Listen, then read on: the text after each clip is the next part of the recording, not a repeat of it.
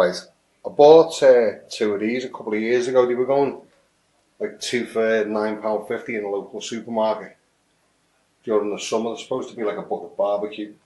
So I bought two of them. I just grabbed the two because they were on offer and I had some money on me. The paint's all burned off because I've used them as a fire pit at work. Like I've had sticks and twigs in it, made a little fire, made a little bommy in it. It's worked quite well, you know. I've also used it as like a windshield and cook stand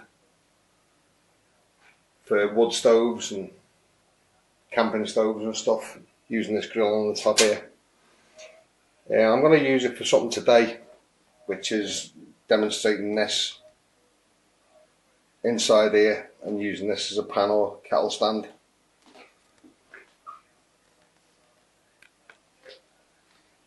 This is a 500ml paint can.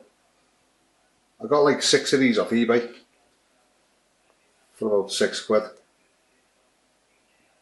They're just a 500ml paint can or varnish can. You know, you can use them for storage around the house and stuff. What I've done, as you can see there, I've stuffed the toilet roll inside it.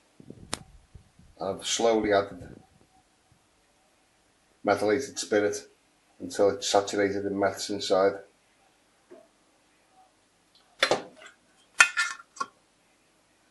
And this is going to go inside there to demo it. So now I'm doing this inside the house. Normally, obviously, I wouldn't do that, but it's pouring down outside and it's really, really windy, as you can maybe see out there. So it's methylated spirit. It's easy to use inside the house. I've got ventilation, through ventilation, without the wind blowing the flame. And I've got a wet cloth there to douse if I need to, so like that now. If I just turn the light off, you'll probably see it better.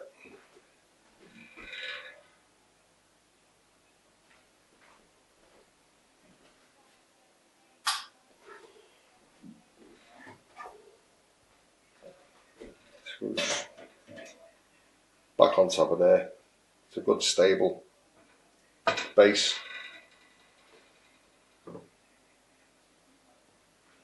And the kettle goes directly over the can now. It's got 1.5 litres of water in it. That. I'm going to time it. I'm not going to subject it to a long video, but I'm going to time it and see how long it takes to boil that. Cheers. And that's a rolling boil there. And you'll have to take my word for it because I didn't time it on camera. That took just under 7 minutes. That. There's a lot of water in there, you know, there's enough it's not just your standard cup full of water that you boil for yourself in an emergency outside on a little fire or on a pop can stove or something. You know, the advantage of this over like a twig stove is that there's no smoke if you don't want to get found.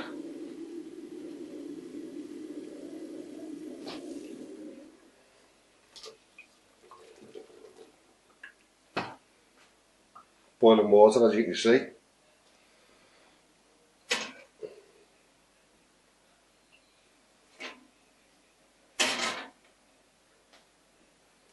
Now, I'm going to cook these. And there's probably more dangerous chemicals in them than in any ecstasy you can find anywhere.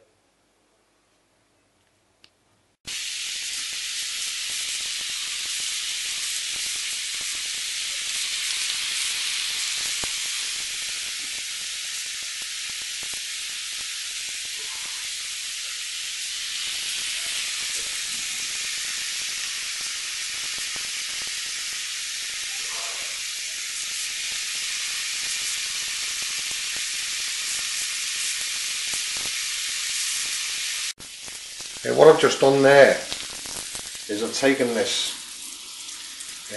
this rack, this half thing out the bottom of the bucket, which gives about 1.5 inches of clearance on the bottom, and I've put the stove directly at the bottom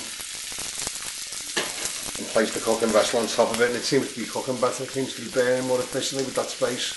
It's a lot more, so it's producing a lot more heat and a lot more energy than the Sanger or pop can type stove, so I mean, obviously it's using more fuel as well, but it is cooking more efficiently, I think, at that height.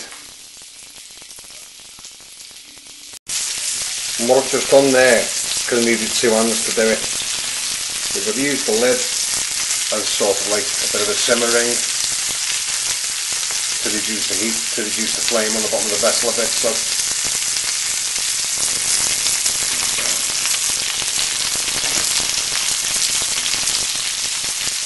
what I might do is take the top off one of the other cans and cut a hole in it, cut a small hole in the centre of it and use that as a simmering ring really.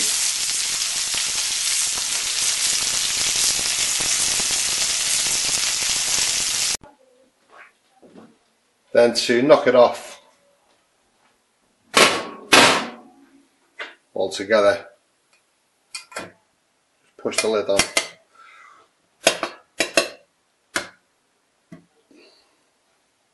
And it goes out.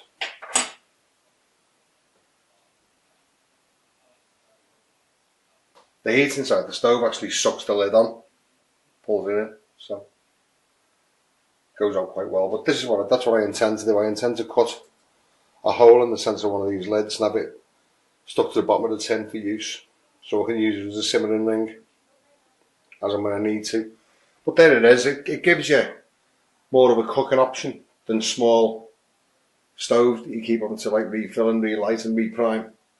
You know, if you're in a situation like if you're ever trapped in an emergency in a domestic situation with no power, which I've obviously got now at the moment, but you know, if we're talking about a survival situation or a lights out situation, for instance, having a couple of these primed is a good idea. I've got another one that I've got filled with cotton wool balls, and I've got another one that I've filled with fiberglass insulating, so like rock wool stuff. So what I'm going to try and do, I want to try the three of them over time and see which one's the best.